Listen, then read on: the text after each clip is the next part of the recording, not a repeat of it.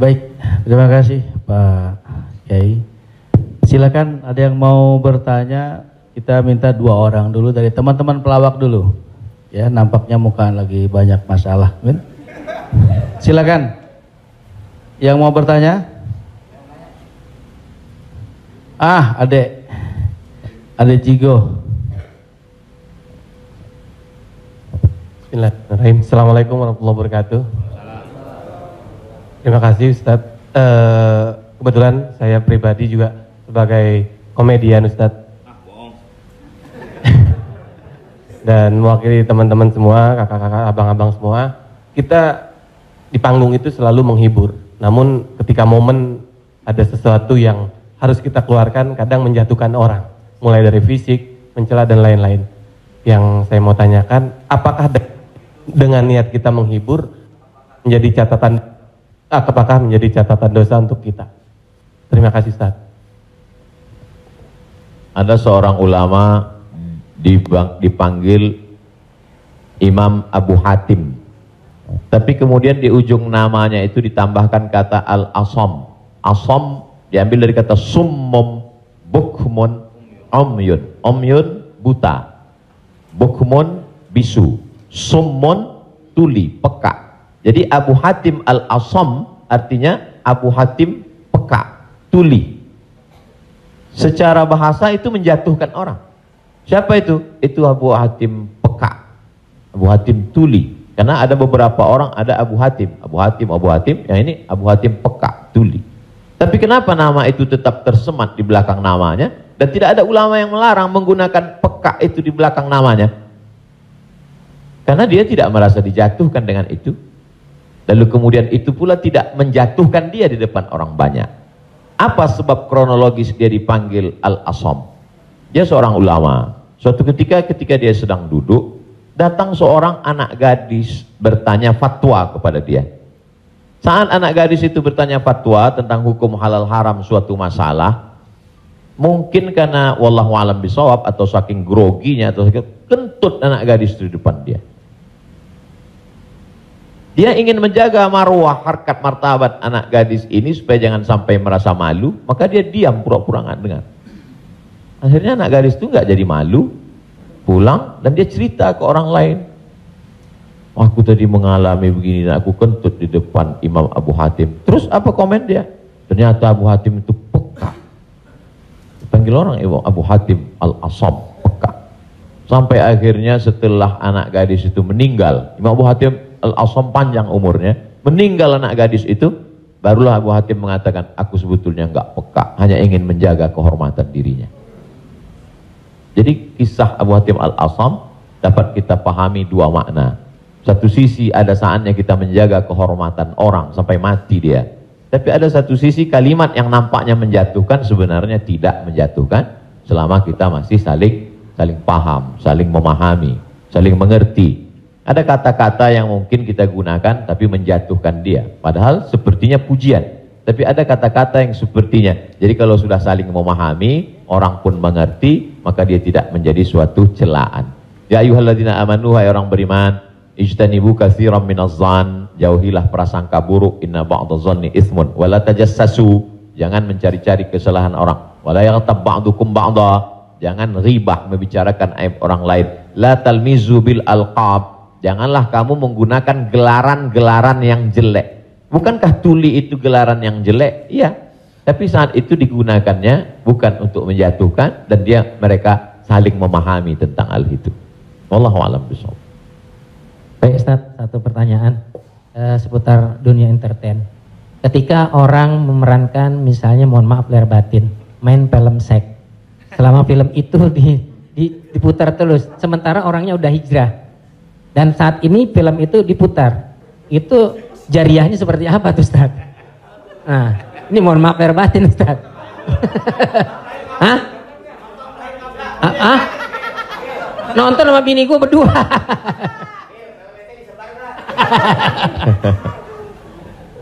Man sanna fil islami sunnatan hasanatan, siapa yang membuat perbuatan yang baik, falahu ajruha, dia dapat pahalanya, wa ajru man amila biha, dan orang lain yang terinspirasi dengan itu Jadi kalau Paski membuat rumah tahfiz, lalu kemudian komunitas-komunitas yang lain terinspirasi dengan itu, maka dapat pahala min ghairi an yanqusa min ujurihim syai'un. Pahala mereka tidak berkurang, sama-sama dapat 100 min ba'dih, setelah mati. Itu kalau yang baik. Bagaimana dengan yang tidak baik seperti yang tadi? Man sanna fil islami sunnatan sayyi'atan. Siapa yang membuat sesuatu yang tidak baik, falahu wizruha, dia dapat dosanya, wa wizru man amila biha, dan dosa orang lain yang melakukannya. Setiap ada terjadi pembunuhan di dunia ini, maka Kabil dapat royalti karena dia yang pertama kali melakukannya. Tapi Kabil tidak sempat taubat, tidak sempat hijrah.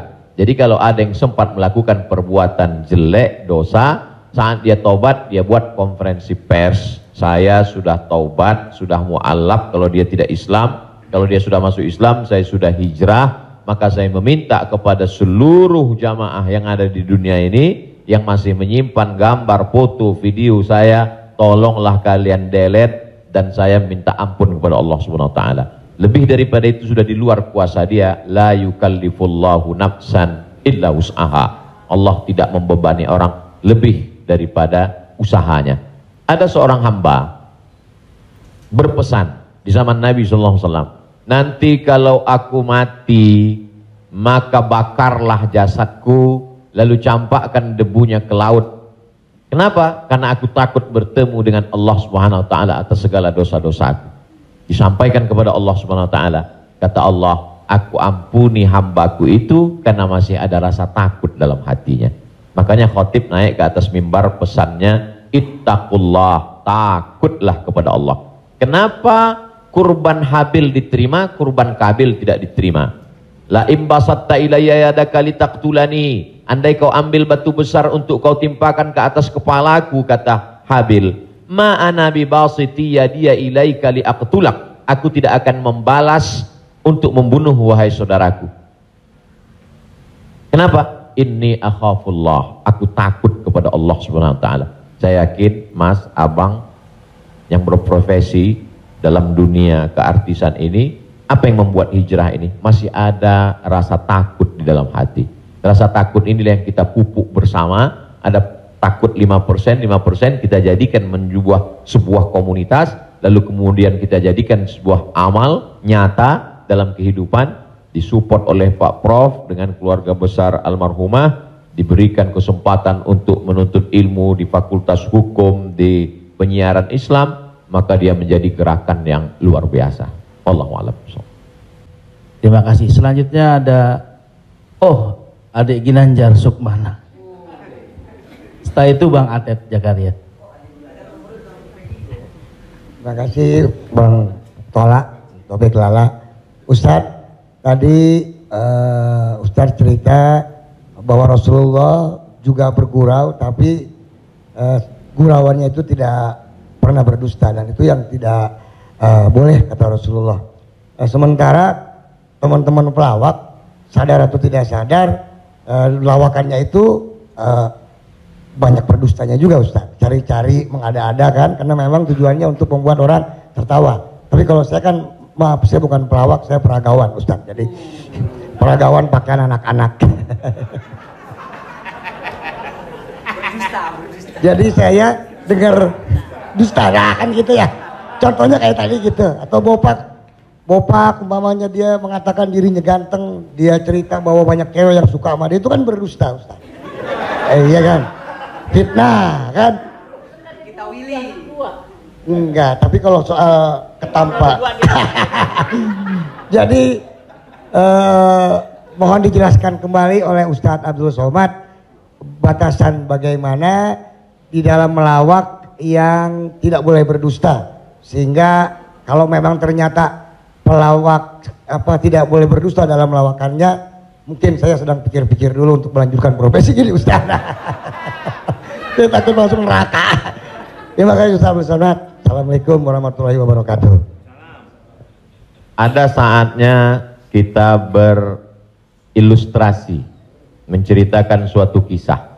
Jadi sebetulnya para penulis novel Islam pun dia sebenarnya kisah itu ada juga yang fiktif atau dicampur antara nyata. bahkan Buya Hamka menulis kisah campuran antara tenggelamnya kapal Panderwick adalah campuran antara nyata dan fiksi.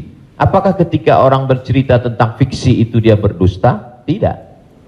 Jadi kita bisa bedakan itu antara orang memang betul-betul dia berdusta. Kemarin saya melakukan ini suatu, padahal cerita itu tidak ada. Beda dengan dia misalnya katakan, saya ini Ustadz seorang peragawan, tapi peragawan pakaian anak-anak. Tidak, Mas Ginanjar tidak sedang bercerita, kemarin di mall saya memperagakan pakaian anak-anak Pak Ustadz. Ketika saya pakai pakaian anak SMP, semua ketawa. Itu dusta. Tapi ketika dia katakan cerita awal tadi, semua orang tahu bahwa dia tidak sedang memperagakan pakaian anak-anak. Dia hanya sedang menunjukkan tentang dirinya. Secara sebenarnya di balik kalimat itu Mas Ginanjar sedang menjatuhkan dirinya di hadapan orang lain. Kan? Dan kita tertawa dengan dia menjatuhkan dirinya. Mohon maaf. Bahwa beliau mengatakan fisik saya seperti anak-anak dan saya andai pun menjadi peragawan hanya sesuai memperagakan pakaian anak-anak. Hari ini orang tidak menjatuhkan dirinya, dia menjatuhkan orang lain, menjatuhkan tokoh agama, menjatuhkan ustadz. Ada suatu kesalahan dalam cara dia berpikir. Bahwa beliau menjatuhkan dirinya, dia tidak usah.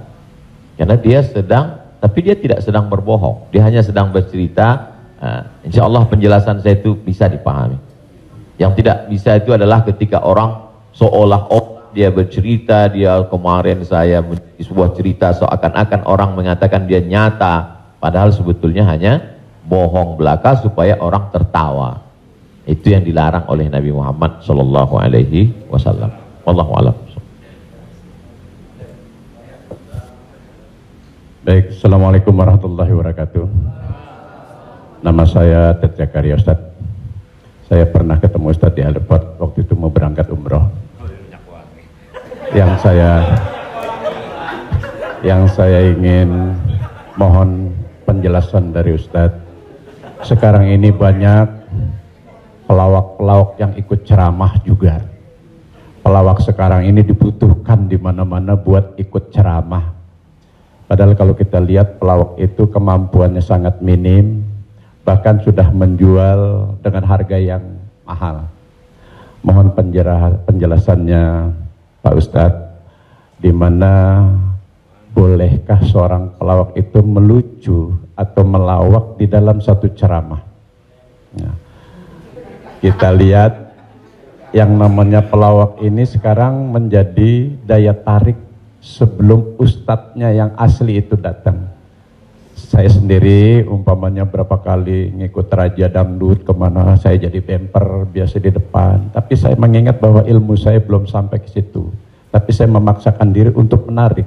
Saya sadar bahwa ilmu saya belum seberapa untuk ke masyarakat yang penuh itu. Mohon penjelasannya Ustaz. Terima kasih. Assalamualaikum warahmatullahi wabarakatuh. Waalaikumsalam warahmatullahi wabarakatuh. Bedakan antara da'i dengan alim fatwa. Da'i dia mengajak orang ke jalan Allah. Sedangkan alim yang mengeluarkan fatwa, dia adalah orang yang berijtihad. Apakah dia berijtihad sendiri mengambil dari Quran, sunnah, ijma', qiyas, syar'u man qablana, saddu zara'i, qaulus sahabi, istihsan, istishab, urf, atau dia membaca fatwa ulama lalu dia sampaikan dengan kemampuan dia baca kitab kuning. Jadi jangan kita pukul rata. Jadi jangan nanti ketika ada di antara sahabat-sahabat dari Paski mengajak orang sholat, ngajak puasa sunat, lalu kemudian di antara kita, ngapain ente ngajak-ngajak saya sholat? Ente kan bukan ustadz. Padahal mengajak orang berbuat baik adalah kewajiban kita semua. Nahnu du'an qabla kulli syai'. Sebelum jadi apapun, tugas utama kita adalah mengajak orang berbuat baik. Kuntum khaira ummah, kalian umat yang terbaik. Kapan kita menjadi umat yang terbaik? 3. Ta'muruna bil ma'ruf, ajak orang buat baik. Wa tanhauna 'anil munkar, larang orang buat mungkar. Wa tu'minuna billah, beriman kepada Allah. Jadi kalau hanya sekedar ngajak orang sedekah, ngajak donasi buat rumah tahfiz, ngajak ngumpulin beras untuk santunan yatim fakir miskin, maka pelawak, boleh penyanyi, boleh polisi, boleh siapapun. Karena itu tugas sebagai seorang muslim, amar ma'ruf nahi mungkar. Yang tidak benar itu adalah ketika dia sudah dianggap sebagai ustadz dan ditanyakan suatu masalah dan dia terdesak, akhirnya dia bicara padahal dia tidak mengerti. La taqfu ma laisa laka bihi ilmun. Jangan kamu bicara pada sesuatu yang kamu tidak tahu. Inna sam'a, telinga, wal basar, mata, wal fuad, hati dan pikiran, kullu ulaika kana anhu mas'ula, kau akan disoal, kau akan ditanya, diminta pertanggungjawaban di hadapan Allah Subhanahu wa taala. Jadi kalau abang, mas diajak dalam acara dakwah sebagai pengantar supaya masyarakat mau mendengar, supaya ramai, hadirilah tablik akbar Ustadz Fulan bersama grup Paski untuk sebagai pengantar 5-10 menit, silakan.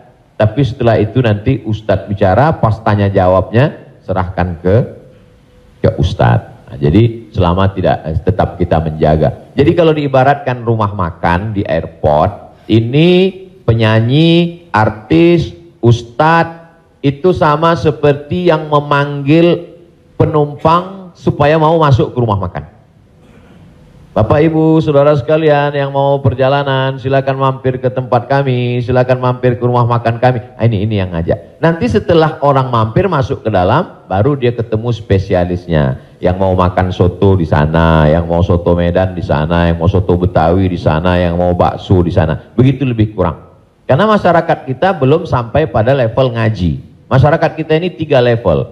Pertama, level 1 yang memang sudah ngaji sama para habaib, baca kitab kuning serius, hatam dari A sampai Z. Ini memang nggak perlu pakai pemanggil tadi. Yang kedua adalah level yang masih mau ke masjid, tapi juga tergantung SMS kemana ngajak. Ngaji oke, kesini pun oke. Ini yang level 2. Yang level 3, ngelihat masjid pun masih takut. Makanya saya kalau tablik akbar pengajian ke daerah itu saya bagi 3. Ada pengajian yang saya memang nggak mau di masjid, saya pengajiannya maunya di lapangan sepak bola di stadion supaya sampai ke grassroots. Ada level 3 yang belum mau ke masjid. Saya terus terang Ustadz, ke masjid ini trauma. Beberapa teman saya ke masjid ninggal. Nah, jadi yang level ini masih mau, masih bercampur. Jadi kalau ada orang yang ngejek, apa itu? Dakwah apa itu? Pengajian apa itu? Kenapa melibatkan artis? Ini salah satu cara. Jadi Wali Songo dulu, tidak bisa Wali Songo datang ujuk-ujuk langsung baca kitab kuning, nggak bisa. Makanya mereka buat solawatan. Dia tahu tradisi orang Jawa pukul gending, pakai wayang. Maka dia buat cara wayang. Dia pakai wayang. Jadi sekarang kalau mampu buat film pendek atau melibatkan artis, video tanya jawab saya dengan pertanyaan yang sama, dengan jawaban yang sama, tapi dengan pengantar artis berbeda viewernya. Yang ngasih tahu penonton. Ustadz coba Ustadz lihat ini. Ini dengan musyawarah sekian penontonnya. Tapi ketika Ustadz di masjid dengan jamaah sekian penontonnya. Artinya apa? Dakwah bisa sampai melalui lisan sahabat-sahabat kawan-kawan. Jadi pakai kesempatan ini untuk mengajak orang lebih banyak ke jalan Allah Subhanahu wa taala. Wallahu a'lam. Barakallah.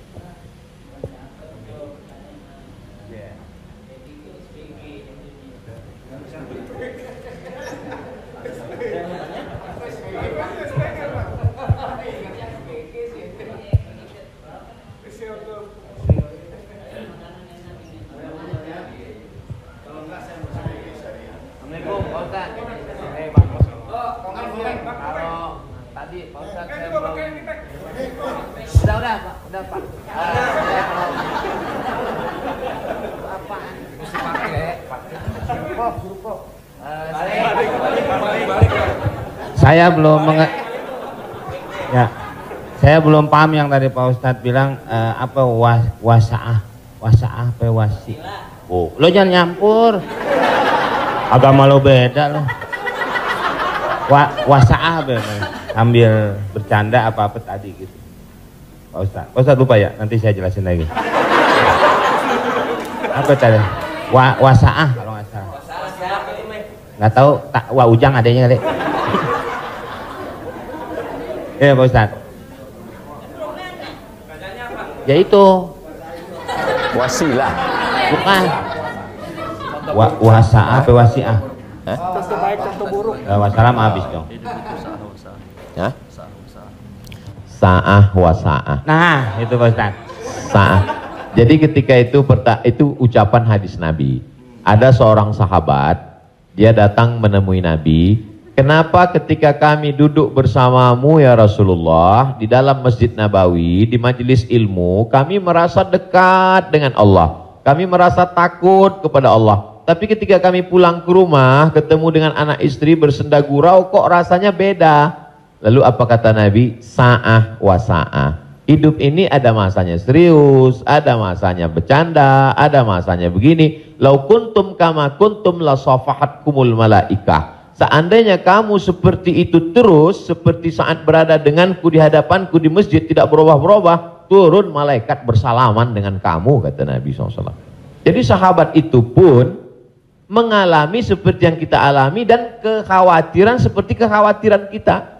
Ketika kita duduk dengan Habib, dengan Ustadz di masjid, dengan Kiai, dengan Tuan Guru, terasa begitu full iman. Tapi begitu pulang ke rumah, kok begitu ya? Rasa yang kita rasakan sekarang dirasakan juga sahabat Nabi dulu, dan mereka tanya, kata Nabi nggak salah. Karena hidup ini ada sa'ah wa sa'ah. Sa'ah artinya bahasa Indonesianya saat. Semua ada saatnya, semua ada masanya. Selama tidak kita katakan, kamu kok mabuk kemarin? Semua ada saatnya. Ada saatnya mabuk, ada saatnya. Allah. Terima kasih Pak Ustadz. Paham ya? Ya, enggak, ya, paham dong.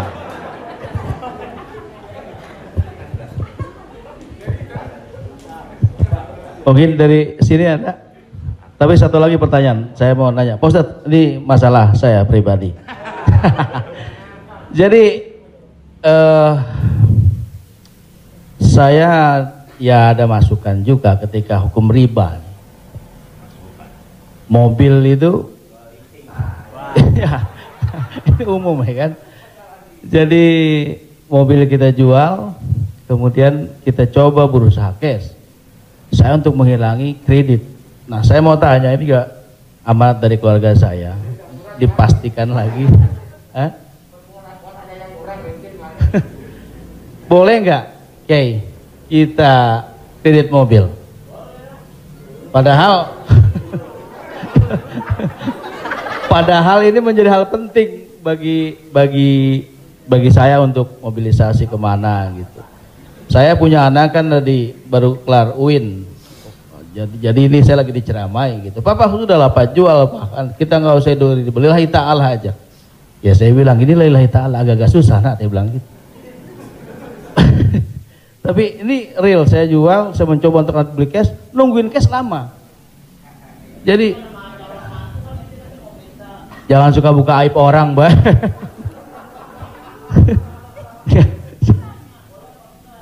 Ya, udah tadi ini dulu belum kelar. Jadi boleh nggak saya riba, Oke. Sorry, boleh nggak kredit mobil itu?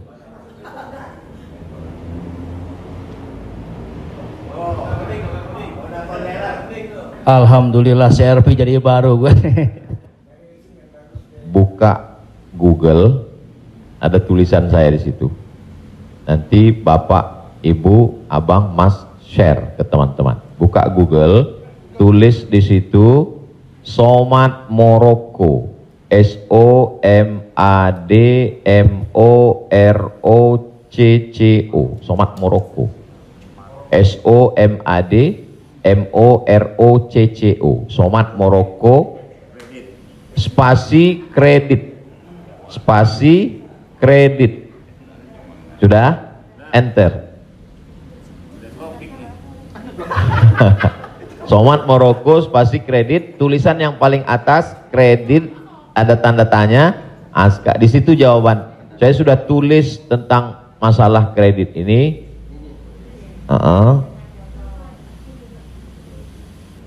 Di situ.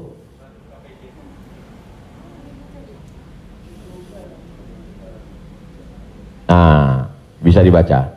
Bisa bahasa Arab, Ustaz. Ada terjemah, Mas Komeng, terjemah di bawah. Terjemah di bawahnya. Terjemah di bawah.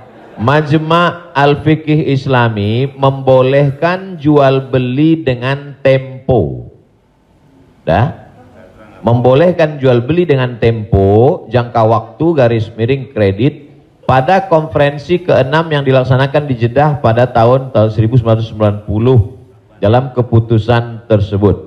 Jadi jual beli dengan tempo kredit itu boleh. Bawah, ini penjelasannya. Yang bawah langsung bahasa ke jawaban. Jual beli kredit itu tidak ada keberatan di dalamnya, boleh jika waktu dan tambahannya diketahui. Dibayar dalam waktu 2 tahun. Dibayar dalam harga 200 juta. Dicicil 1 bulan 15 juta misal, 10 juta, 12 juta. Meskipun harga kredit lebih mahal daripada kontan. Karena penjual dan pembeli sama-sama mendapat manfaat. Penjual mendapat manfaat tambahan harga dan pembeli mendapat manfaat tempo jangka waktu. Disebutkan dalam Sahih Al-Bukhari. Apakah di zaman Nabi ada kredit? Ada. Dalam Sahih Bukhari, Sahih Muslim, bahwa barirah itu manusia. Waktu itu masih boleh jual manusia, hamba sahaya. Bahwa barirah dijual oleh tuannya dengan cara kredit selama 9 tahun. 1 tahunnya dibayar 40 dirham. Ini menunjukkan bolehnya jual beli kredit. Kesimpulannya, uang dengan barang boleh, tapi uang dengan uang riba. Prof, saya pinjam uang 200 juta. Nanti saya bayar 220. Haram, riba. Tapi ketika saya beli mobil, Prof, saya cicil tiap bulan, maka lunas dalam waktu 1 tahun, itu tidak riba karena akadnya uang dengan barang. Yang jadi masalah ketika kita pergi ke dealer untuk beli mobil, kita katakan kita tidak punya uang cash, dia tidak mau langsung transaksi dengan dia, tapi dia akan libatkan pihak ketiga, penyedia keuangan. Pada akhirnya transaksi kita adalah uang dengan uang. Uang dengan uang, bukan uang dengan barang. Lalu apa solusinya? Pergi ke bank syariah. Kenapa di bank syariah uang dengan barang? Assalamualaikum, waalaikumsalam. Bank syariah, saya mau beli mobil. Terus mau pinjam uang. Kata bank syariah, kami tidak melayani peminjaman uang dengan uang, karena uang dengan uang berbunga haram. Bapak sebetulnya mau beli apa? Mau beli mobil. Kata orang bank syariah, mobilnya kami beli. Bank syariah membeli mobil. Setelah itu bank syariah menjual mobil itu ke kita, maka akadnya kredit sama seperti barirah dibeli pada zaman Nabi, kredit 9 tahun. Jadi akadnya adalah uang dengan barang. Begitu. Allahu a'lam. Ya alhamdulillah. Beli lagi, saya lebih kembali lagi pakai syariah. Selanjutnya siapa yang mau bertanya? Silakan umum sekarang. Bang Dery mau nanya? Oh, yang ibu-ibu aja, ibu-ibu. Pak.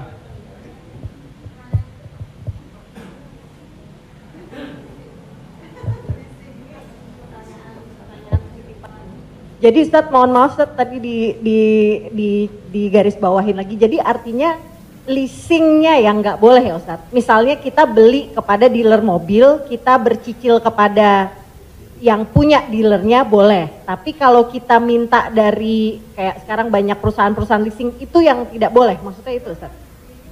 Ketika saya mau beli mobil, saya tidak punya uang cash, maka kata si dealer, kami akan arahkan Bapak ke penyedia keuangan. Maka sebenarnya saat itu saya membeli mobil itu cash sebenarnya. Karena dealer tidak mau dia barang ini tidak cash. Jadi kemudian yang saya cicil setiap bulan itu adalah bukan mobilnya tapi uangnya. Maka saya terjebak pada rentenir, riba, bahasa kerennya leasing segala macam. Inilah yang menyebabkan haramnya karena transaksinya adalah uang dengan uang. Lalu solusinya mana Ustadz? bank syariah. Iya. Karena di bank syariah itu disitulah letak. Jadi orang yang tidak mengerti dia katakan sama aja bank syariah dengan konvensional, bedanya pegawainya pakai jilbab, masuknya assalamualaikum. Enggak. Perbedaan dalam jual beli dalam Islam itu adalah pada akadnya. Maka bank syariah membeli mobil itu milik bank syariah, maka saya membeli mobil itu secara cicil, akadnya adalah uang dengan barang. Wallahu a'lam. Satu lagi Ustaz, kalau beli emas secara online itu gimana Ustaz? Sebagian ulama mengatakan membeli emas secara online tidak langsung dan dicicil riba. Mengapa mereka mengatakan riba? Karena transaksi itu uang dengan uang.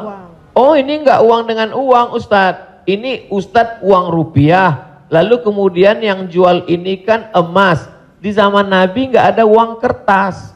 Di zaman Nabi hanya ada dua uang. Yang pertama dinar, uang emas. Yang kedua dirham, uang perak. Maka ketika saya beli emas tidak cash, maka sesungguhnya akadnya adalah uang dengan uang rupiah dengan uang emas. Itulah orang yang mengatakan gak boleh beli emas kalau gak cash, karena transaksinya uang dengan uang. Tapi pendapat kedua mengatakan boleh beli emas kredit tidak cash. Kenapa? Karena zaman sekarang emas sebagai komoditi, emas sebagai barang, emas bukan sebagai uang. Dan fatwa Majelis Ulama, fatwa Ormas Islam kontemporer mengatakan boleh beli emas tidak cash karena emas zaman sekarang bukan uang. Emas sekarang adalah barang. Jadi sama dengan kalau saya beli mobil boleh kredit, maka beli gelang juga boleh karena bukan uang dengan uang. Di situ letak sebab boleh tidak boleh. Wallahu a'lam.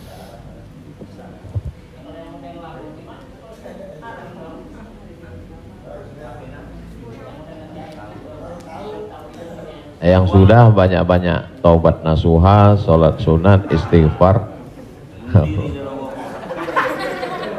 Kalau sedang dalam proses bisa dibom, ada aset yang bisa dijual untuk ngebom supaya selesai, jual lah. Tapi kalau ini aset pokok tidak boleh jual rumah karena rumah pokok, sama seperti makan. Ini kalau saya jual aset ini saya bom meledak semua Ustadz. Ini Hiroshima Nagasaki hancur semua, maka nggak boleh. Azam tekad dalam hati, saya mencari nafkah, saya lunasi sampai habis, nanti setelah ini saya tobat berhenti. Tapi kalau bisa jual satu petak ini lalu ditutup ini, lakukanlah untuk melepaskan diri dari riba, karena riba itu 5 ancamannya. Yang pertama, alladzina ya'kuluna riba la yaqumuna illa kama yaqumul ladzi yatakhabbathu syaitanu minal mas. Orang yang makan riba nanti bangun bangkit dari kubur ketika di padang mahsyar seperti orang kerasukan setan. Yang kedua, ayyuma lahmin nabata min haramin fannaru aulabih. Setiap daging di badan tumbuh dari yang haram, maka tempatnya api neraka jahanam. Yang ketiga, orang kalau dia makan haram, maka doanya tidak dikabulkan Allah. Mat'amuhu haram, makanannya haram. Mashrabuhu haram, minumannya haram. Malbasuhu haram, pakaiannya haram. Wa ghuziya bil haram, dia diberi makanan haram. Anna yustajabulah, apakah mungkin doanya dikabulkan Allah? Yang ketiga, yang keempat, nasiyatin kazibatin khati'ah. Ubun-ubun, penipu, pembohong, pelaku dosa.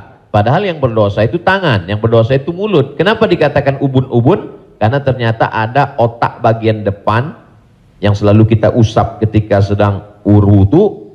Disitulah pemikir. Otak ini berpikir ketika dia dapat semprotan darah. Darah itu menyembur dari jantung. Darah itu dari makanan. Sepiring makanan riba berubah menjadi setetes darah, disemburkan oleh jantung naik ke otak, isi otak haram, maka bawaannya mau haram saja. Gara-gara riba. Heran saya ini Pak Ustadz, kenapa pikiran saya ini mau haram saja? Sebabnya gara-gara makan riba. Yang terakhir, yang kelima adalah tidak ada keberkahan. Hidup ini yang kita cari berkahnya. Makanya ketika anak lahir yang didoakan berkah. Barakallahu laka fil mauhub. Ketika orang menikah yang didoakan berkah. Barakallahu lakuma wa baraka alaikuma. Ketika ketemu yang didoakan berkah. Assalamualaikum warahmatullahi wabarakatuh. Ketika makan yang diminta berkah. Allahumma barik lana. Wallahu a'lam.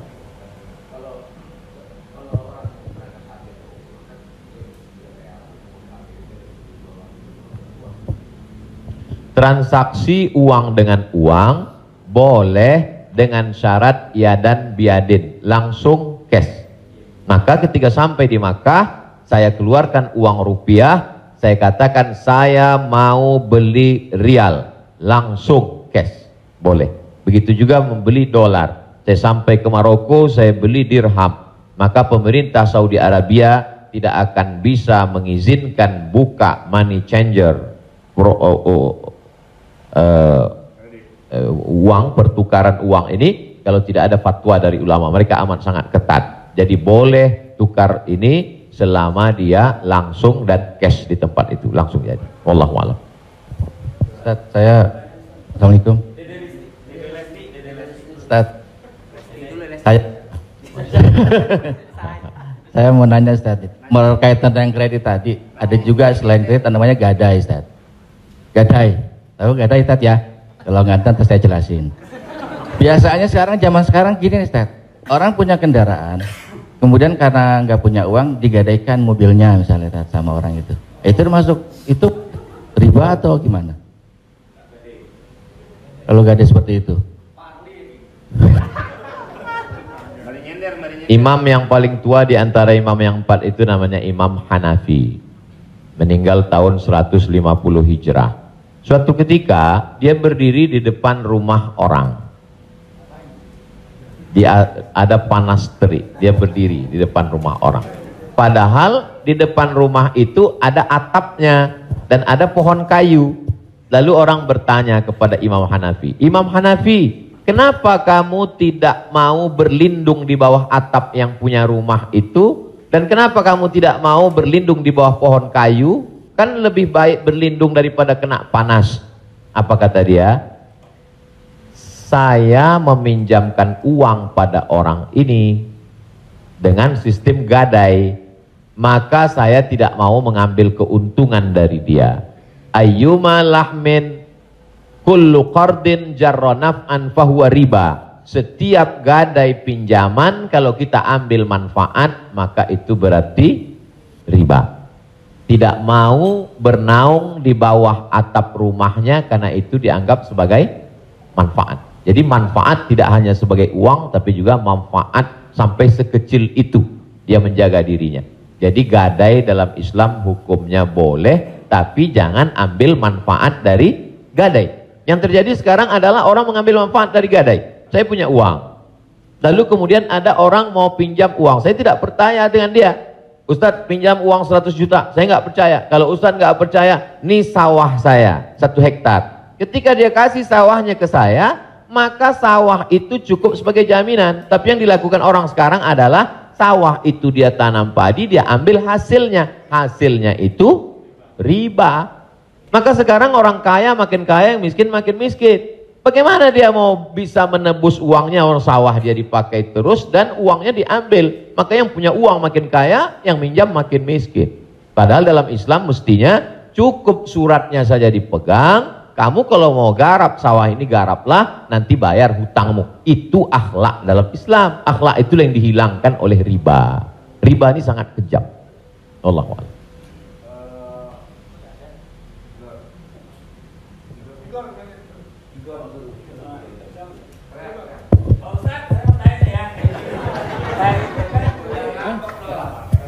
Pak Ustadz, Assalamualaikum. Assalamualaikum warahmatullahi wabarakatuh Pak Ustadz. Saya ini pernah Islam, balik ke Kristen, balik lagi ke Islam lagi. Itu gimana itu ceritanya Pak Ustadz? Innalladzina amanu, beriman, summa kafaru, murtad. summa amanu, kemudian beriman, summa kafaru, murtad, summa zdadu kufran, maka barulah tidak diterima. Jadi kalau Islam setelah itu dia murtad, balik lagi ke Islam, maka dia diterima. Amanu, summa kafaru, summa amanu, summa kafaru, summa zdadu kufran. Nah, ini baru tidak diterima. Nah, sebab itu mudah-mudahan Bang Tigor istiqomah dalam iman dan Islam.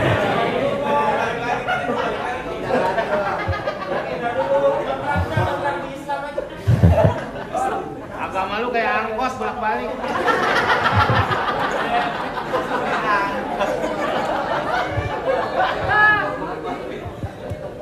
Tapi saya sudah tetap sekarang. Amin. Insya Allah. Saya udah umroh, Ustaz. Jadi Insya Allah.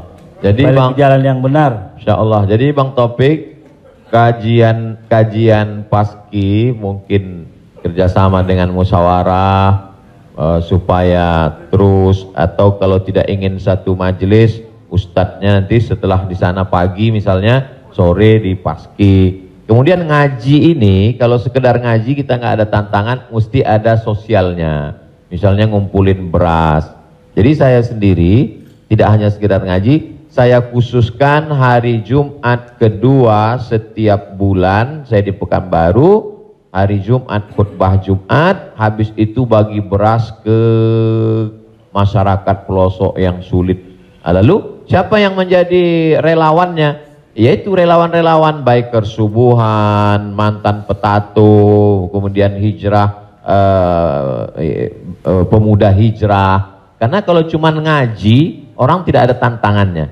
Jadi saya ingin ke depan paski ngaji, kemudian ada gerakan dakwah, kemudian ada gerakan sosial, buat rumah tahfiz, lalu kemudian tidak hanya uang dari komunitas saja, buka buat yayasan, buka. Kami membuka rumah tahfiz gratis untuk yatim dan segala macam, kirim ke nomor rekening berikut ini, pasang pancingnya, Allah Ta'ala memberikan. Belajar kita dari yang dilakukan oleh almarhumah, 250 yatim 40 tahun, Prof. 43 tahun bisa tidak putus. Inspiratif, inspirasi. Jadi kalau mau, maka kita bisa ikuti jejak. Sehingga kita, jadi kelanjutan itu, maka Bang Tigor dan abang yang lain, dia akan terpacu terus untuk datang setiap kajian pekanan, lalu kemudian memperbaiki tahsin bacaan Qur'annya, lalu kemudian meluruskan kajiannya, kemudian ada konsultasi dengan ustadz, tanya jawab dan lain sebagainya. Wallahu a'lam.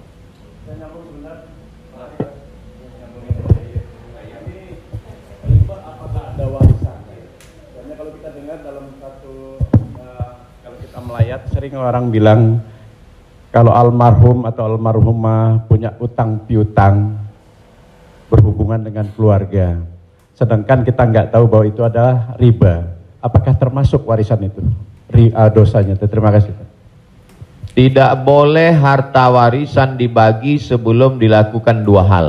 Yang pertama, mim ba'di wasiyatin, keluarkan wasiat. Wasiat hanya sepertiga total harta. Jadi kalau dalam surat wasiatnya, aku wasiatkan ruko ini untuk sekolah tahfiz. Total harga ruko 1 miliar. Sedangkan harta dia cuma 2 miliar. Maka yang jatuh menjadi wasiat hanya 666 juta. Sedangkan sisanya dibagi kepada ahli waris. Pertama, keluarkan wasiat, sepertiga paling banyak. Setelah keluar wasiat, mim ba'di wasiyatin yusabiha au dain. Dain, bayarkan hutangnya. Jadi kalau ada orang meninggal, hutangnya dibayarkan dari harta warisan. Jadi kalau harta warisan habis, apakah anak wajib membayarkan hutang bapaknya? Tidak. Anak hanya wajib membayarkan hutang almarhum dari harta yang dia tinggalkan. Adapun kalau si anak mau berbakti kepada orang tuanya, dia bayarkan, baik, tapi dia tidak punya kewajiban, dia bayarkan dari harta dirinya sendiri. Jadi makanya kadang kita baca, jangan beli ruko ini bermasalah. Di mana letak masalahnya? Karena ruko itu dibagi sebelum hutang dibayar. Muncul masalah. Sebetulnya ruko itu bukan milik anak-anaknya, tapi milik piutang. milik orang yang dulu pernah dipinjam uangnya. 2 keluarkan, baru bagi harta warisan. Allahu a'lam.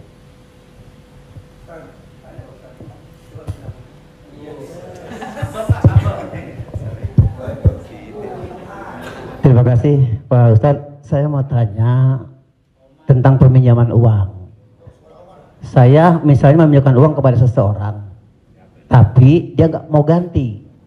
Nah terus kita nggak mau nagih karena takut menjadi sebuah permusuhan.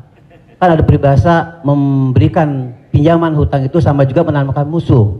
Nah bagaimana hukumnya? Apakah ini harus ditagih sama kita ataukah dibiarkan? Terima kasih Pak Ustadz. Assalamualaikum warahmatullahi wabarakatuh. Waalaikumsalam. Ayat yang paling panjang dalam Al-Quran, 1 halaman penuh, Al-Baqarah 282. Bukan tentang haji, bukan tentang puasa, tapi tentang perjanjian hutang piutang. Ya ayyuhalladzina amanu, hai orang beriman, idza tadayantum bidainin, kalau kamu menjalin transaksi hutang piutang ila ajalim musamma, sampai batas waktu limit tertentu, faktubuh, tulislah. Wal yaktub bainakum katibun bil adli, hendaklah ada seorang penulis yang menulis dengan adil. Wastashhidu syahidaini min rijalikum, ada 2 orang saksi. Antadil, kalau tidak ada 2 orang laki-laki, wa maraat, 1 orang perempuan, wa maraatani, 2 orang perempuan, antadilla ihdahuma fatudzakkira ihdahumal ukhra. Sedetil itu dalam Al-Qur'an. Jadi kalau saya menagih hutang, sesungguhnya bukan saya sedang mencari musuh, tapi menyelamatkan dia supaya dia dan anak cucunya jangan sampai makan haram. Kalau dia tidak sanggup, ayat yang kedua, fanaziratun ila maisarah, kasih sampai batas waktu dia lapang. Kamu bisa bayar kapan? Insya Allah 1 Mei Pak Ustadz. Tahun berapa? Tahun 2022. Oke, insya Allah Mei 2022 lapang. Tidak juga dia sanggup membayar, lebih banyak minyak kita nagih daripada uang yang mau ditagih. Masuk ayat ketiga. Wa antasaddaqu khairul lakum, kamu sedekahkan lebih baik. Aku sudah capek, asam uratku naik, asam lambungku kumat, kau ambil aja lah ini. Wa antasaddaqu khairul lakum, kau sedekahkan lebih baik. Yang menghafal ayat ini yang memberi pinjaman, bukan yang minjam. Sekarang yang menghafal ayat ini yang minjam. Ketika kita tagih, kapan kau bayar? Dibilangnya, wa anta saddaku khairul lakum. Kalau kau sedekahkan lebih baik. Allahu akbar.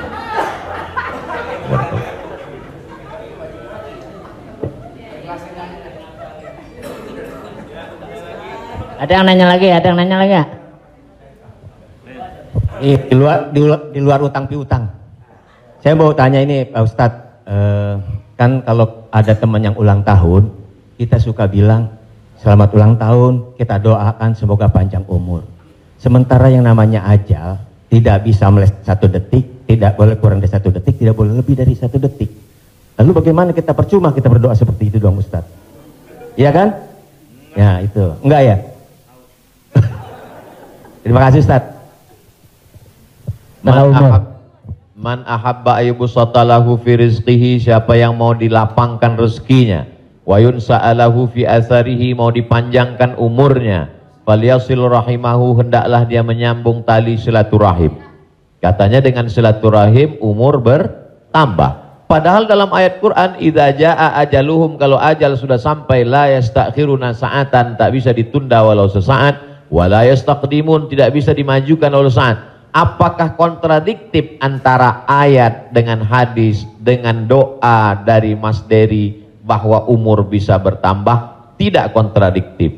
Lalu yang kontradiktif itu apa? Pemahaman kita. Dijawab oleh Syekh Muhammad Mutawalli Asy'arawi, ulama besar dari Al-Azhar Kairo Mesir. Nama kitabnya Fatawa Al-Kubra, fatwa-fatwa besar, bahwa umur tidak ditambah, tapi doa panjang umur dan bersilaturahim panjang umur itu maksudnya kualitas umurnya bertambah. Ada orang yang umurnya 40 tahun tapi hafal Quran, berzikir, diisi dengan wakaf, infak, sedekah. Ada 40 rumah warung jatuh mati. Jadi yang dimaksud kita doakan, semoga Mas Dery dan semua paski kita semua panjang umur. Maksudnya umurnya berkualitas, berisi. Itu. Wallahu a'lam. Boleh? Ya.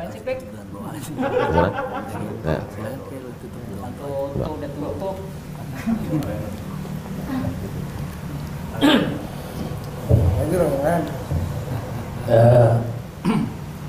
Bapak Ibu yang berbahagia, karena Pak Kiai agak capek besok mau ke Riau, mau pulang kampung. Jadi kita ikut. Biayanya nggak ada lagi tuh. Jadi, Ayang ngajakin. iya, alhamdulillah sudah dicukupkan untuk pertanyaan. Nanti kalau yang mau bertanya, tulis saja surat, langsung kirim ke Bopak. Oh, dijawab. Biar Bopak yang kirim ke Ustaz Sopan. Baik, Bapak Ibu yang berbahagia, alhamdulillah kita sudah mendapat pencerahan. Mudah-mudahan ini menjadi langkah awal kita untuk mendekati agama kita dengan bijak tentunya. Semoga Allah memberikan kecerdasan kepada kita. Di sisa umur kita ini, mudah-mudahan menjadi orang yang bermanfaat buat diri dan agama secara bangsa. Amin. Pak Kiai, kita mohon untuk memberi doa untuk acara ini. Terima kasih. Astaghfirullahaladzim, astaghfirullahaladzim, astaghfirullahaladzim, alladzi la ilaha illa huwal hayyul qayyum wa atubu ilaih. A'udzubillahi minasyaitonir rajim. Bismillahirrahmanirrahim. Alhamdulillahirabbil alamin, arrahmanir rahim, maliki yaumiddin. Iyyaka na'budu wa iyyaka nasta'in. Ihdinas siratal mustaqim, siratal ladzina an'amta 'alaihim ghairil maghdubi 'alaihim waladdallin. Amin. Allahumma shalli ala sayidina Muhammad wa ala ali sayidina Muhammad. Allahumma 'allimna ma yanfa'una, ajarkan pada kami ilmu yang bermanfaat ya Allah. Wanfa'na bima 'allamtana, yang sudah kami pelajari malam ini jadikan dia menjadi amal saleh ya Allah. Allahumma faqihna fid din, dalamkan ilmu agama kami. Wa 'allimna ta'wil, ajarkan kami pemahaman Al-Qur'an yang benar. Ya muqallibal qulub, engkau yang membolak-balikkan hati, sabbit qulubana, kokohkan hati kami ala dinik, dalam agamamu, ala ta'atik, dalam ketaatan kepadamu. Allahumma a'inna, tolong kami, ala zikrika, supaya hati kami senantiasa berzikir mengingatmu, wa syukrika, selalu bersyukur kepadamu, wa husni ibadatik, selalu beribadah dengan ibadah yang terbaik. La tada'lana zamban illa ghafartah, wa la aiban illa satartah. Aib cacat kami banyak, tutupi dari hadapan manusia, dan tutupi pula ketika kami menghadapmu nanti ya Allah. Wala maridhan illa syafaitah, ada saudara kami yang sakit, angkat penyakitnya, sehatkan ya Allah. Wala mayitan illa rahimtah, yang sudah meninggal dunia mendahului kami, lapangkan kuburnya ya Allah. Wala hajatan min hawaijid dunya wal akhirati laka ridha wa lana fiha salah, segala hajat dunia, hajat akhirat baik bagi kami dan engkau ridha, illa qadaitaha wa yassartaha, mudahkanlah ya Allah. Rabbana hablana minas salihin, jadikan anak kami anak-anak yang soleh dan solehah, min huffazil Quran wal hafizat, bukakan pintu hati mereka untuk menjadi penghafal Al-Quran. Minal mujahidina fi sabilika bi amwalihim wa anfusihim, mereka akan menolong agamamu dengan harta, nyawa dan kekuasaan yang kau titipkan di tangan mereka. Allahumma khtim lana bi husnil khatimah, tutup umur kami dengan husnul khatimah. Allahumma ja'al akhira kalamina inda intihai ajalina, ketika ajal kami sampai, saat malaikat maut mencabut nyawa kami ingin kalimat terakhir yang keluar dari mulut kami, la ilaha illallah Muhammadur Rasulullah sallallahu alaihi wasallam. Allahumma ja'alna minal mutahabbina bijalalik, sebagaimana hari ini kami berkumpul berkasih sayang karena engkau, maka kumpulkanlah kami di surga bersama Nabi Muhammad sallallahu alaihi wasallam. Sahibul bait yang sudah menyediakan rumahnya, makanannya, segala kebaikan, tak sanggup kami membalasnya. Ajzihim jaza'al hasanah, berikanlah mereka balasan yang baik ya Allah. Allahumma jama'na ma'ahum ma'al habibil mustafa fi jannatikal ula, satukan kami dalam surga jannatul firdaus bersama Nabi Muhammad sallallahu alaihi wasallam. Rabbana atina fid dunya hasanah wa fil akhirati hasanah wa qina adzabannar. Wa sallallahu ala sayyidina Muhammad wa ala alihi wa sahbihi wasallam, walhamdulillahi rabbil alamin. Taqabbalallahu minna minkum taqabbal ya karim. Saya ucapkan banyak terima kasih kepada keluarga besar almarhumah Profesor Dr. Hajah Tuti Alawiyah, tak dapat saya sebut satu persatu. Saya ucapkan banyak terima kasih kepada Paski. Malam ini amat sangat berbahagia, senang bisa saya bertemu dengan orang-orang yang selama ini saya senangi hiburannya, candanya, gurauannya, mudah-mudahan Allah panjangkan umur mereka insyaallah. Jazakumullah khairal jaza. Wassalamualaikum warahmatullahi wabarakatuh. Waalaikumsalam warahmatullahi wabarakatuh.